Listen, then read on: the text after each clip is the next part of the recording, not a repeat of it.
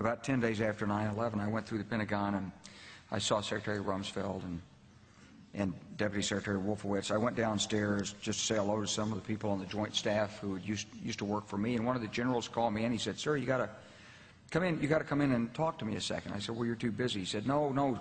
He says, "We've made the decision. We're going to war with Iraq." This was on or about the 20th of September. I said, "We're going to war with Iraq. Why?" He said, "I don't know." He said, "I guess they don't know what else to do." So I said, "Well, did they find some information connecting Saddam to Al-Qaeda?" He said, No. He says, "There's nothing new that way. They just made the decision to go to war with Iraq." He said, "I guess it's like we don't know what to do about terrorists, but we've got a good military and we can take down governments." And he said, "I guess if the only tool you have is a hammer, every problem has to look like a nail." So I came back to see him a few weeks later, and by that time we were bombing in Afghanistan. I said, "Are we still going to war with Iraq?" And he said, "Oh, it's worse than that."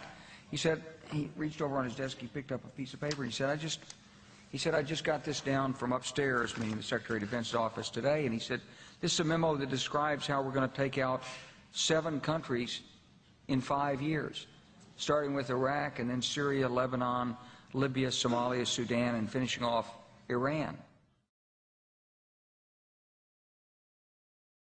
The truth is about the Middle East is, had there been no oil there, it would be like Africa. Nobody is threatening to intervene in Africa. The problem is the opposite. We keep asking for people to intervene and stop it.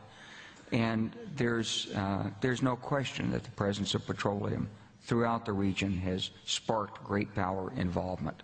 Whether that was the specific motivation for the coup or not, I can't tell you, but there's always been this attitude that somehow we could intervene and use force in the region. Well, I think that Iran is a dangerous power. I think it's a hegemonistic power. It would like to have greater control in the Middle East. It is a threat to the nations in the Middle East, and as the President said, if it had nuclear weapons, it could be a threat to the United States as well. Do you think that the United States can stop Iran from obtaining those nuclear weapons through diplomacy, especially given with all these sanctions that we have?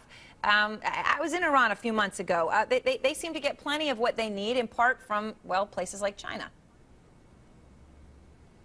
If the United States could bring China and Russia to bear, if we really went after the sanctions in the toughest possible way, if we're willing to impact Iran's ability to deal in oil, then I think it's possible that sanctions could have a decisive impact. I think sanctions are already having an impact.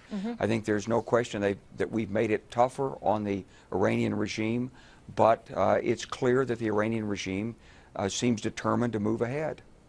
One thing that amazed me when I was there was that the most common bill in Iran has the nuclear symbol emblazoned on it. And everyone we talked to there seemed to very much support the program for whatever reason, from a public relations point of view.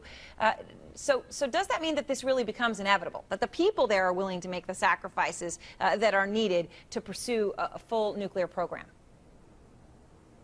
Well, Iran has sold this as a national pride and national achievement for nuclear energy, not for nuclear weapons. They're continuing to deny their nuclear weapons program, but of course the indications are that they're pursuing it. I think the President's had a very strong and proactive policy in this. I think he's been very tough-minded on it. He's offered diplomacy, he's offered dialogue, he's gone for tough sanctions, he's said no options off the table. And I think that what you're seeing is that we're approaching a decision point with respect to Iran. But it's a little bit difficult for me when I watch the dialogue going back and forth that no one has any better answer to this than our President has right now.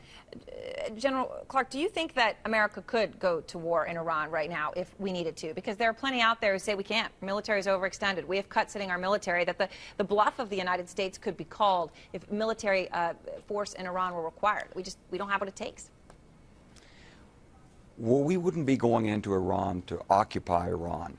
There's no requirement to do that. We would go in with I think, some fairly significant strikes. I don't think they'd be limited just to the Iranian nuclear facilities, but they'd be much broader strikes against Iran's military and industrial complex and its ability to retaliate.